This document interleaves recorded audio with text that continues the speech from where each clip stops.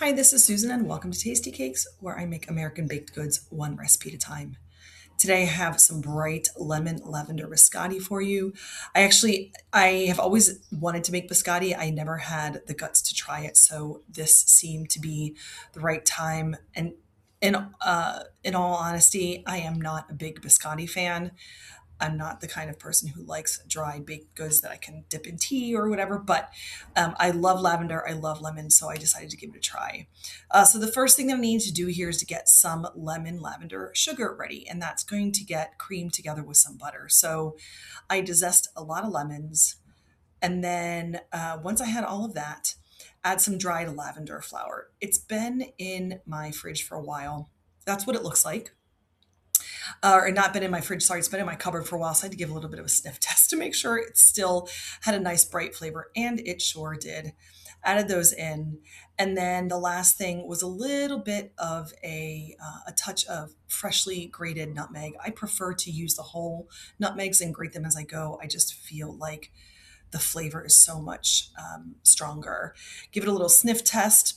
Seems pretty good. I'm going to go ahead and set that aside back by the mixer while I get my dry ingredients ready, which is basically a boatload of flour and some baking powder in there, a little bit of a pinch of salt, to brighten up the flavors as well. And that was it. So the dried ingredients are ready to go. I've got everything going together. Actually, you know what? I take that back. Sorry, I am incorrect. So in this recipe, we mix the flour and the lavender lemon sugar together first, get that going, and then we're going to cut some cold butter into it. So I've already mixed the sugar and the flour together in the stand mixer, and I'm getting this butter ready and chopped, and trying to keep it as cold as possible. So as soon as I've got that ready, it goes into the mixer to get that pulled together, kind of like a shortbread or like a crust recipe. So that's going. And then in the meantime, I am getting my liquid ingredients ready. So we've got some eggs, and then we have um, several juice from several lemons. If you're not really new to juicing lemons, a little bit of a trick to get the most juice out of it, give it a good firm roll and squish on your cutting board first to break up all of those cells inside the lemon, and that will help you pull more juice out. So here I am trying to juice the lemon with one hand and hold a teaspoon with another, because I did want to make sure I put the right amount of liquid in. Too much lemon juice can kind of start to cook those eggs in there, and I don't want to do that. A little bit of vanilla and give that a bit of a whisk, and so that is ready to go.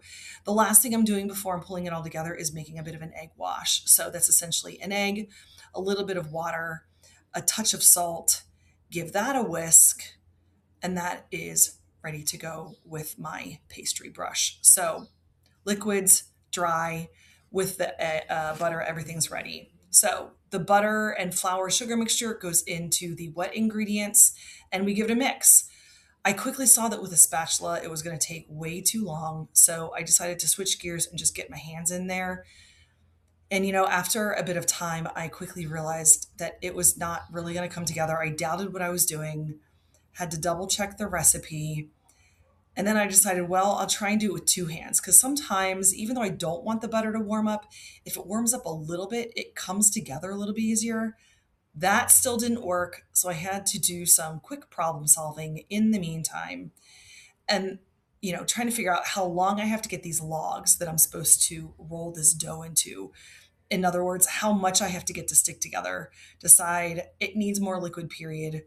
And the only liquid that made sense to me was lemon juice. So a little bit more in, tried that, tried to get it, directly onto the tray and use the tray to help pull it together. That didn't work. So I ultimately had to put a lot more lemon juice in than the recipe called for.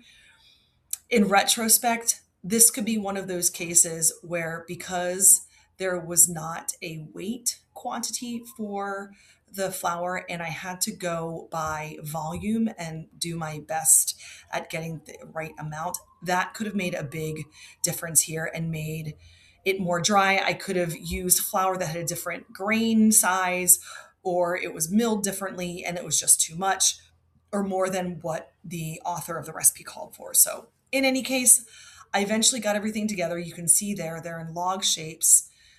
Put one round of egg wash on. They went back into the fridge to cool down.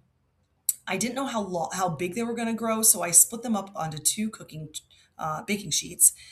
And then right before they go in the oven, they get another extra dose of the egg wash so they become nice and golden brown on the edges. They went in for about 15-20 minutes, baked them, and with biscotti, they get a double bake. So after the log bakes, then we diagonally cut them up so they get that fun biscotti shape. And then we lay them out, and then they go back into the oven again to get toasted. So, getting everything sliced up as evenly as possible. Obviously, the more even they are, the more even they're going to bake. You're not going to have one that's super crispy and crunchy and one that's a little bit soft.